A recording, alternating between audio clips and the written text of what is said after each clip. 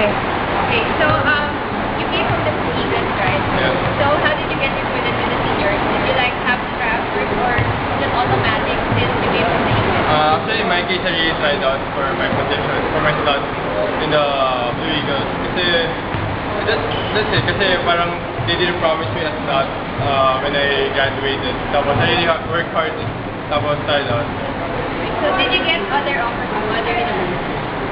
No, I just took the exam in UP in Ateneo. I wasn't offered sa mga Lasal or other. So if ever you passed UP, would you have gone there? Or stay in Ateneo? No, I don't think so. Kasi I really, from prep I was here, so I think I rather good decision naman and stay here. Okay, so do you think that Filipinos should be prioritized in the UAAP? Because as you can see now, there are so many foreign players. Not really prioritized, but parang for me, yung foreign players are acceptable, but siguro, in fairness for the youth mga Filipinos, para mas maraming chance for the Filipinos to get exposure, tapos there.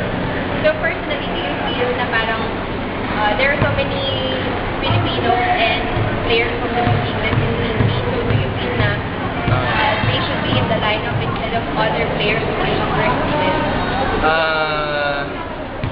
With that question, I don't know kasi it's really the coach's decision. Yeah. I can't really say something na parang the other players should be in Team A, pero kasi naman yan, it's the coach's decision talaga. I have nothing against foreign players playing for the Ateneo Blue Eagles.